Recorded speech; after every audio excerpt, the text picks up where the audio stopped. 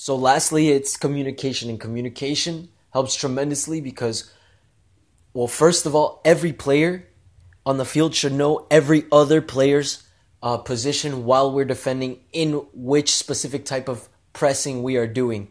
Why? Because when you are out of position or when somebody else is out of position, you can quickly tell them, hey, you need to do this. Hey, you should be here. Hey, you should be that, etc., etc. And this helps tremendously at the time of defending. And so basically, I have learned three different types. The way I was taught was like three common types of pressing. And they're all based on these theories. Like that there's three lines: the defensive line, the midfield line, and the forward line.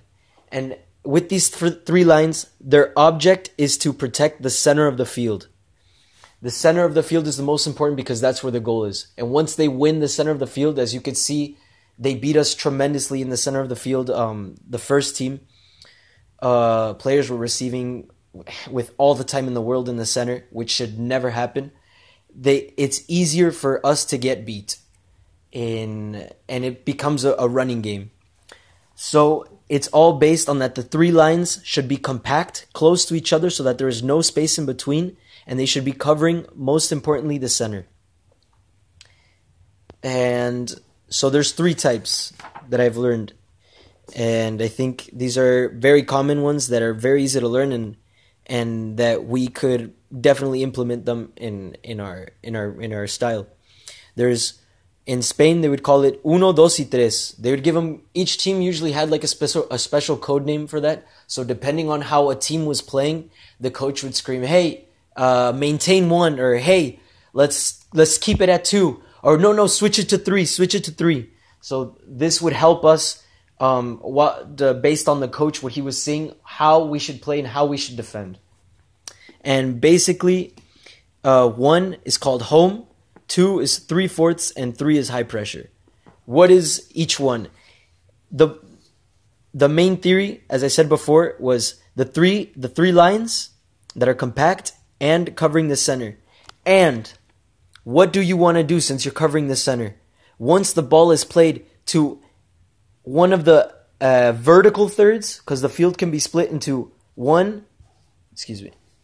the field can be split into 1, 2, and 3. Zones 1, 2, and 3. These are horizontal, and 1, 2, and 3, as in vertical. Once the ball is played into a vertical lateral zone, that is when the pressure becomes aggressive. When we're defending in the center, it's okay. We're holding them. They can play it. Once it gets to the side is when you're aggressive. Why? Because you isolate the player. You isolate the ball to one side. And when they're isolated to one side, they have less options if the pressure is done right. So, home is based basically on the same thing. Home is basically, how would you say, Atletico Madrid style, where they defend, and their main goal is to defend in their box, kind of like parking the bus, and to go out on counterattacks. This is like a quick overview. Defending in as a 4-1-4-1, which is what I think was what we play, it would look a little like this, and we're always holding the ball. When the players play the ball to here to the center, we're holding. Once they play to the side is when the forward has to split so that they can't play back. He splits the two center backs. The players come and they isolate the player little by little. This is what we're doing. We're isolating the player so that we can take the ball, and so that if he has pressure, he can play a long ball. Because once you play a long ball, it is a 50-50 ball. It is no longer their ball. And that's what we want. So that's basically home. 3/4 is where you have the pressure a little bit higher, but you maintain it at the 3/4 line. If you were to divide the field into four, like horizontally, this would be the 3/4 line. It's called 3/4 because the highest man, which is the forward, plays at the 3/4 line.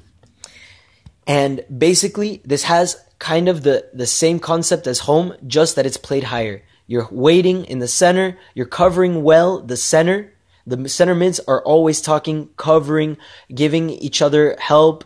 They're in Spanish we say bascular. They're shifting like this to cover the center mid that comes to offer from the other team. We're always covering. And the 6 is like the free man in the back who's always finding those players that try to get into the space between the midfield line and the defensive line. He's the guy who cuts off those passes to those spaces. He's like our gameplay breaker. And that's basically it. Once they go to a side, once they play to a winger, that's when we cut off. The forward cuts off, as I said before, the center backs. The center mids start closing in. The R winger closes off the left back, the right back, depending on the side that you're on, and that's how we close them off. And the last one is high pressure. And high pressure is not a good pressure to do the whole game. It's usually used in specific parts of the game. For example, Atletico Madrid, one special thing that they do is sorry, just got a message. When Atletico Madrid plays against Real Madrid, one thing that was really curious about them is that they would defend home when Real Madrid had the ball, but when Real Madrid was playing out from the goalie, they would do high pressure. Why? Because usually high pressure on teams that play very good with the ball, it makes them nervous. And once they're nervous, they usually play long balls, unless you're Barcelona or Bayern Munich. And when they do these long balls, again, as I said before, it's a 50-50 ball, nobody's ball, and it gives us a chance. It gives the team, Atletico Madrid, a chance to do one of their counterattacks. Get them off guard since everybody's attacking. And I personally think that our team, and based on the teams that I've seen, like the 2 games that I've seen our team play, well, I don't know, you might think differently because I haven't really seen the other teams of the league, but I think 3/4 would be a really good one to practice, given that the teams that we like, they're a pressing type of team. Not a pressing type of, they're a possessive type of team. The Venezuelan team that we played, they were a possessive type of team.